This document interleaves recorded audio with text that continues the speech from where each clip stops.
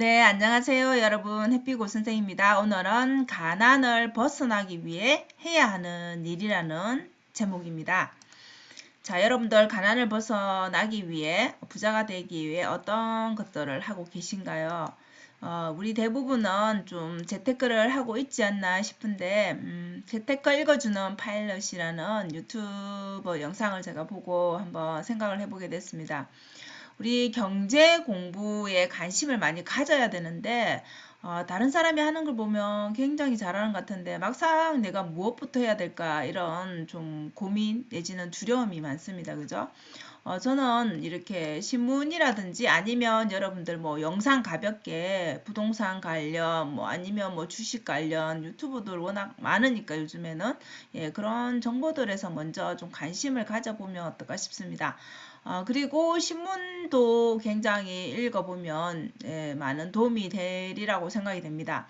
부동산 또 투자를 하려면 당연히 부동산 임장을 가야 되겠죠. 뭐, 이론적인 것도 공부를 해야 되겠지만 실제적인 또 부동산 사고자 하는데 투자하고자 하는 데를 가봐야 되겠죠. 그죠? 그래서 그런 임장이라든지 이렇게 뭐 책으로도 공부를 할 수가 있고 신문 내지는 뭐 뉴스 뭐 다양하게 많겠죠. 그죠? 그래서 일단 시작은 본인이 관심이 가는 것부터 하나하나씩 하다 보면 그 영역이 더 넓어지리라고 봅니다.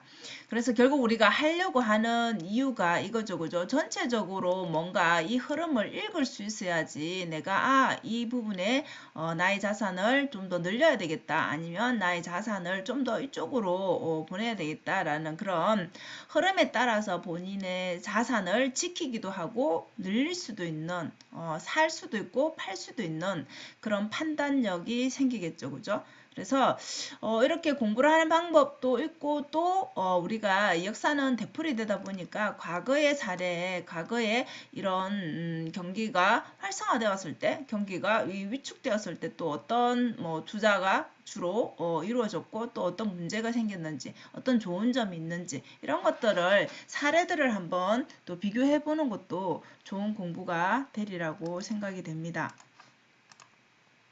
자, 그리고 지금 현재로는 그래서 보면은 좀 금리가 좀 높잖아요. 그죠? 그래, 고금리 시대가 계속, 미국 금리도 계속 이제 오른 상태였고, 근데 현재 지금 금리 인하 소식이 좀 들리고 있죠. 그죠? 예상을 하고 있죠. 자, 그렇다면 우리 지금 부동산이 한때는 막 코로나 시대에 올라갔다가 또 지금 뭐 정체기를 맞이하고 있는데 물론 이것도 뭐 활성화되는 부분도 있고 또 계속 또 정체기를 겪는 그런 지역도 있습니다. 다 똑같다고 볼 수는 없지만 어쨌든 미국의 금리 자체가 좀 영향을 줍니다. 우리나라에 그죠? 그래서 부동산에 미치는 영향을 여러분들이 이제 예상할 수 있어야 되겠죠. 그죠? 지금 상황이 이러니까 금리가 내려가면 어떨까? 금리가 올라가면 어떨까? 유지되면 어떨까? 이런 상황을 계속 생각해 보는 것이죠.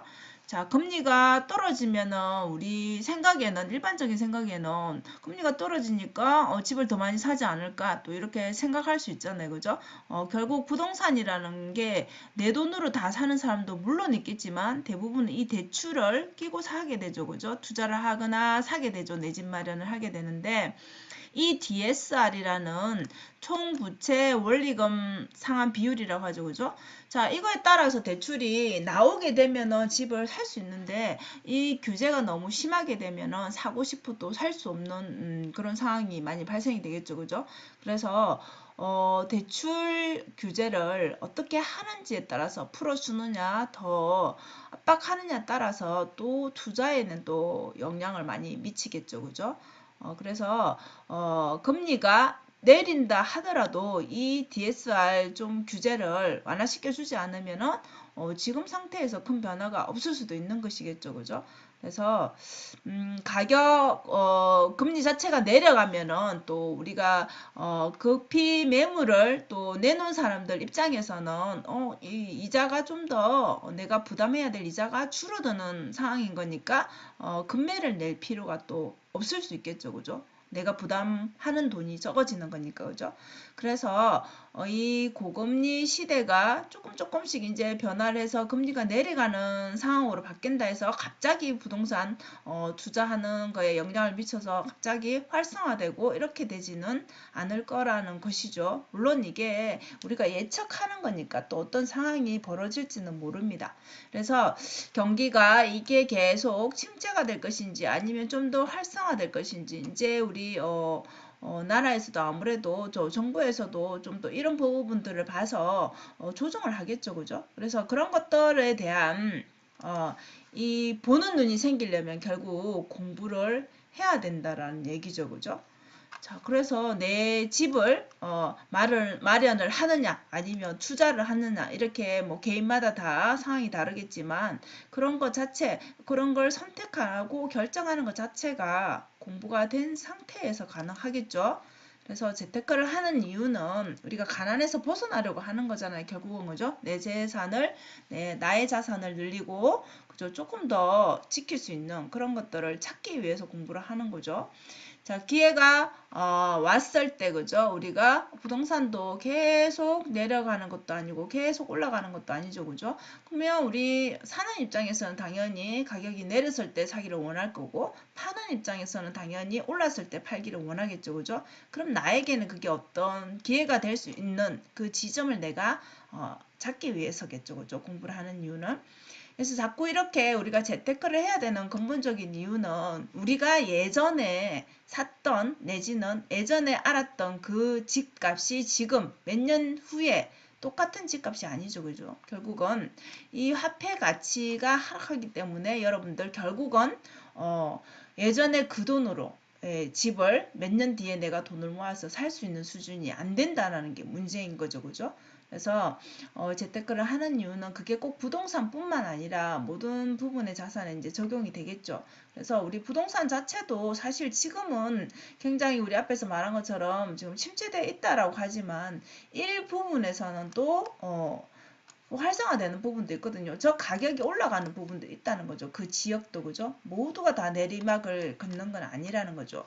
결국 이게 부동산의 그 양극화를 얘기하는 건데 결국 인기가 있는 지역은 뭐 꼭 서울이 아니더라도 지방에도 가격이 올라갈 수 있고 거래가 일어난다는 거죠. 근데 이렇게 양극화가 일어난다면 여러분들이 투자를 하거나 내 집 마련할 때는 당연히 좋은 곳에 하는 게 맞겠죠, 그죠? 내 형편에 맞게, 그죠? 그래서 현재 여러분들이 지금 이거 금리 때문에 그죠? 이런 뭐 규제 때문에 현금이 많이 몰리는 부분이 지금 미국 주식이 계속 연일 오른다라고 하죠, 그죠?